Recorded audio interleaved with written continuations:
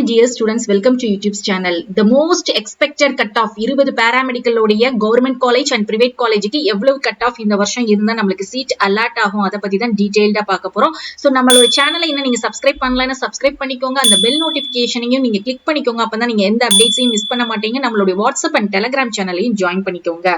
இதுல பாத்தீங்கன்னா உங்களுக்கு round 1 counselingல போன வருஷம் நமக்கு ஒரு government seats மட்டும் தான் கொடுத்திருந்தாங்க. round 2ல வந்து பாத்தீங்கன்னா இந்த round 1ல இருக்கக்கூடிய மீதி government seats and self financing அதாவது private college seats round 2ல வந்து participate பண்ணாங்க. round 1 and 2க்கு அப்புறமா remaining seats நிறைய இருந்துச்சு அப்படினா நமக்கு கண்டிப்பா mop up and stray round வந்து கண்டக்ட் பண்ணுவாங்க.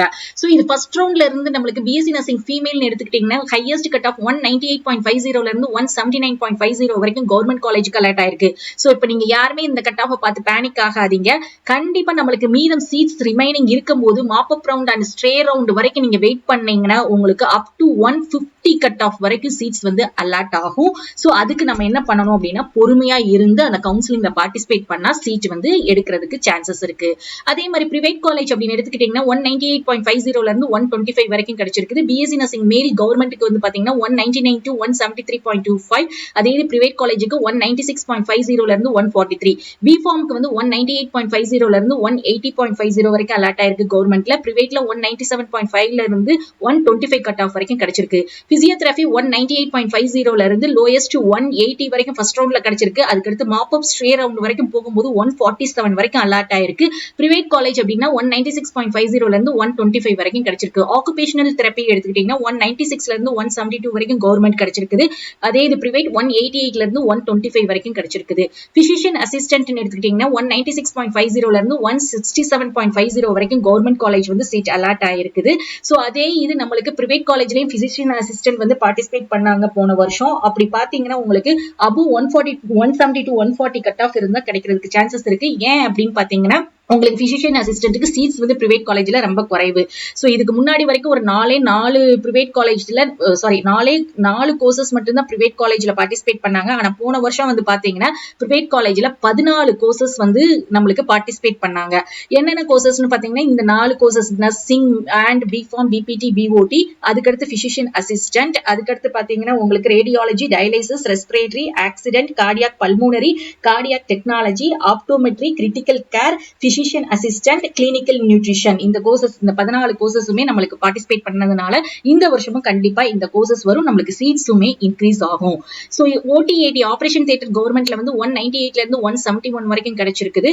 சோ இது வந்து நமக்கு பிரைவேட் காலேஜ் பார்ட்டிசிபேட் பண்ணல. MLTக்கும் பிரைவேட் காலேஜஸ் போன வருஷம் வரல, பட் இந்த வருஷம் வரதுக்கு சான்சஸ் அதிகமாவே இருக்குது. சோ கவர்மெண்ட் MLTலன்னு பாத்தீங்கன்னா உங்களுக்கு 193 ல இருந்து 170 கட் ஆஃப் வரைக்கும் கிடைச்சிருக்கு. ரேடியோகிராஃபி இமேஜிங் டெக்னாலஜி வந்து 196.50 ல இருந்து 170 வரைக்கும் கவர்மெண்ட்ல கிடைச்சிருக்கு.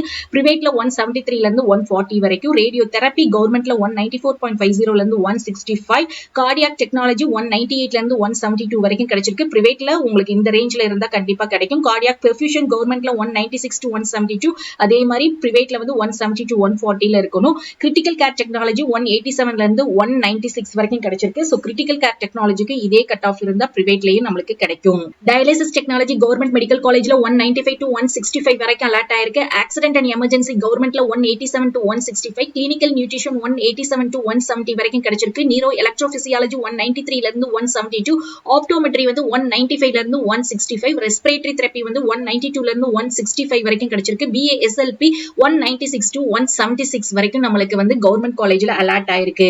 சோ இதுலயே நான் சொன்னேன்ல பிரைவேட் காலேஜுக்கு மொத்தம் வந்து 14 கோர்சஸ் இருக்கு. அதுல வந்து பாத்தீங்கன்னா டயாலிசிஸ்க்கு உங்களுக்கு dialysis, accident, clinical, neuro, optometry, respiratory இது எல்லாத்துக்குமே பாத்தீங்கன்னா நீங்க 170 to 140 குள்ள இருந்தீங்க அப்படின்னா கண்டிப்பா சான்சஸ் இருக்கு கிடைக்கிறதுக்கு.